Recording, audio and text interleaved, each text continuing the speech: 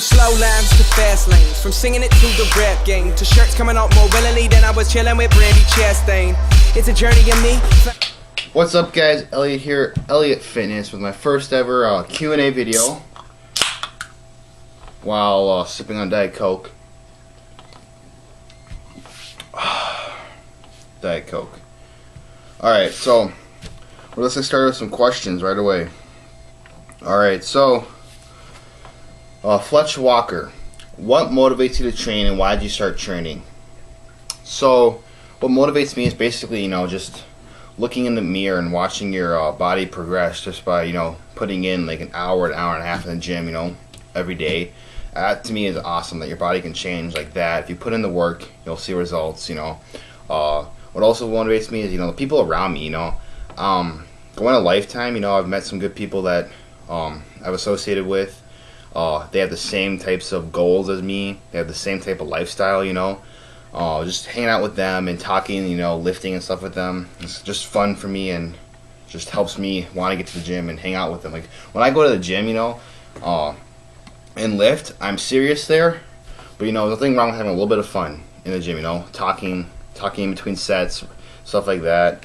Also what motivates me is probably for long-term goals, I would say just hopefully be just really good at what you do, And then why I start training is because when I was younger, like 7th, 8th grade, I was a big boy. I was obese. Like 8th grade, man, I was like 220.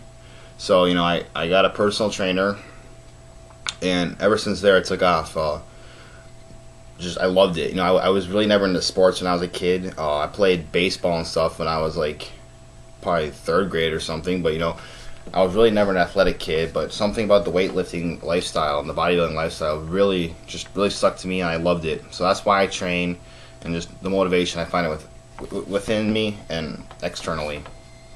Let's see. Stephen Kelly, what's your opinion on steroids in bodybuilding, and would you ever consider using them?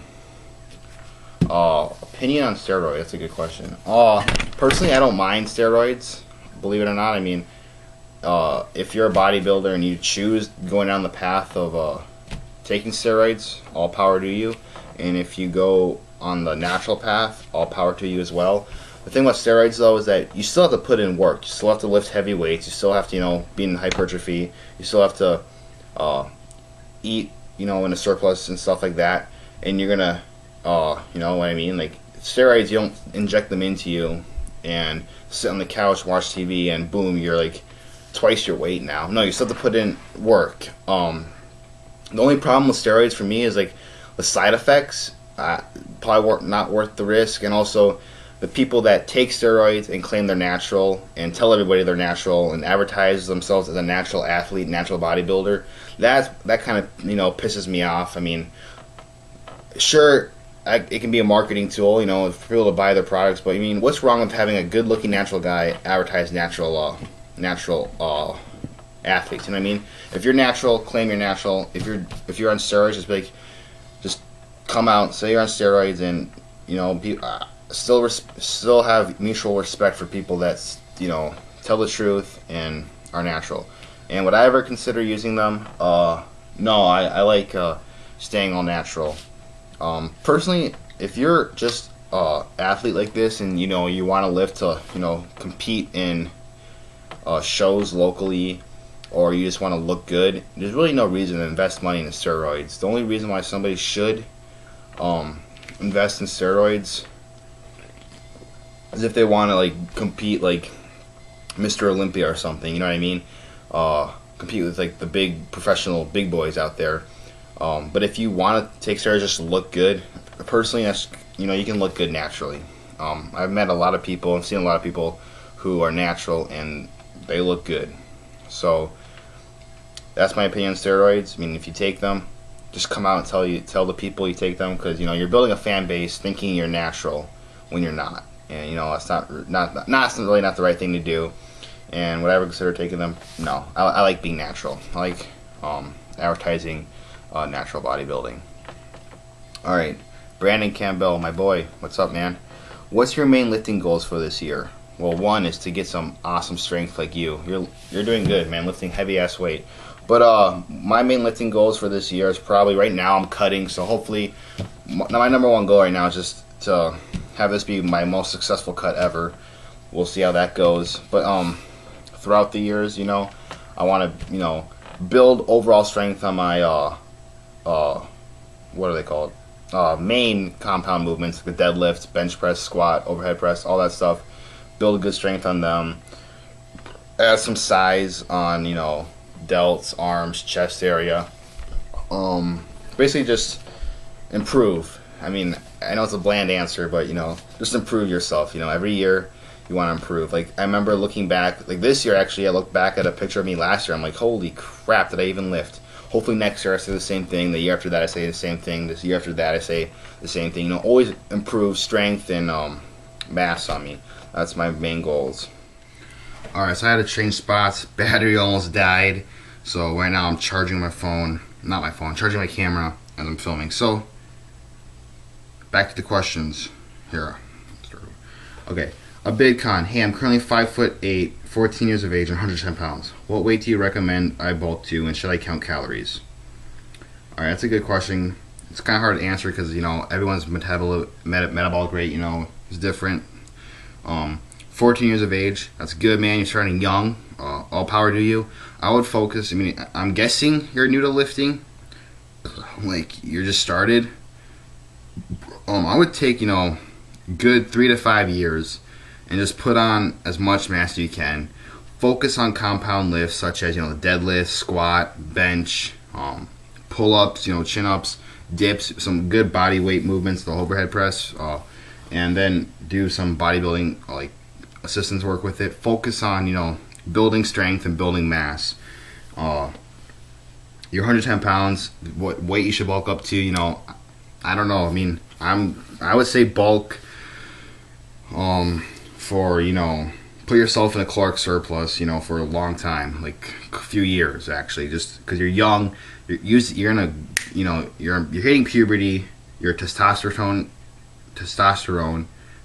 Jesus, I can't talk right now. Your testosterone is flaring up, you know. You're young, so use these years to build on as much size. Focus on the overall, you know, train smart. That's basically it. And should you count calories? You know, if you want to be as optimal as you can, I would say count calories, maybe even macros. But I mean, you're young, so you can probably get away with just stuffing your face. You know, focus on, you know, 1 gram to 1.2 area. Protein per pound of body weight, your fat, you know, times your body weight by like 0.25 to like 0.3, and then fill the rest with carbs. If you're not gaining weight, up the calories, up the carbs, maybe a little fat. Basically, it all depends on you as an individual. I don't know you, so that, you know, put yourself in a surplus, train smart, eat smart. What body weight you should bulk to? I would say, you know, bulked, just like I said, I don't know. Put yourself in the surplus and see where you end at. I can, you know, solid frame at 130, 140, 150 area. You know, I've seen people go from 110 to 160, 170, but you know, it doesn't happen overnight. You're young, so you have a long ways ahead. All power to you for starting young, man. Good job. All right. S bodybuilding. Why hire a coach while bulking? Why not go through trial and error for yourself so you may better learn for yourself? I fucks with your channel too, bro. Hope all is well. Thanks for watching my channel. Glad you appreciate my videos. And all is well. And why hire a coach while bulking? Just because, I guess, you know, I've seen Kyle Hunt, that's my coach, by the way, if you guys don't know, Kyle Hunt from Hunt Fitness. But he, I've seen some of his client transformations, and, you know, I've always been interested in working with a coach or even him. And I bulked by myself from September to October, you know, or September to November maybe. And, you know, and I was like, you know, I'm going to hire a coach to get the most out of my bulking, most out of my surplus. And when you say why not go through trial and error for yourself so you may better learn for yourself, you know, with a coach, you still learn with a coach. basically you and the coach work together. If one person isn't working at it, you're not going to get the results. Your coach can give you these macros, your coach can give you the cardio, but if you're not doing it, you're not going to get the results. And if you're doing it, but he's not like responding back to you, and he's not, giving you proper macros and stuff, you won't get results. You two need to work together, learn about your body together, and that's how results are made. I think that's the most important part of a coach is being, being flexible, being good with responding to emails. Communication is a big key factor, and you two work together to get the results you want. And also, why hire them or bulking is because when you're bulking, you don't have to worry about weight spikes and stuff like that, because you're in a surplus anyways. And when they're bulking, they get a feel for your metabolic rate. They get a feel for how your body puts on fat. They get a feel for your body overall. So when you go into the cut, they've worked with you through the bulk, so they know kind of how your metabolism is. So it's kind of easier to find out macros for you while you're cutting. While if I just went with him off the bat for cutting, sure, Kyle is a good coach, so he would find the proper macros for me for cutting. But since he worked with me bulking for a few months, he kind of knows my body already, and my macros were kind of easier to figure out, and he kind of knows how my body works right now. So that's kind of why I hired a coach. Right now, I'm still working with him through my cut, and basically, I'm still learning about my body through a coach. If you have any questions about your body, you can ask the coach, and he'll answer them for you too. Basically, you guys work together, and you guys learn together. He didn't know who I was, or he didn't know my body until I hired him. So right now, we're both learning about my body. So that's why I hired a coach. Hope I answered your question. Fletch Walker, what is the importance of macro counting? Well, the importance of macro counting. Let me give myself my Diet Coke.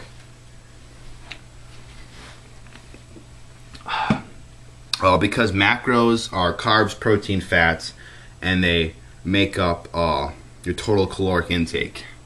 The FDA, if something is less than 5 calories, they can count it as 0. So you could. I've seen people count calories and still lose weight, just calories. But as bodybuilders, athletes, it's kind of important to take the next step and focus on macronutrients, because you want your protein set to a good amount, 1 gram, 1.2, somewhere around there. So you preserve muscle mass. You want your healthy fat. You don't want your fat too low to mess with your hormone imbalances. You want your fat just at the right amount to.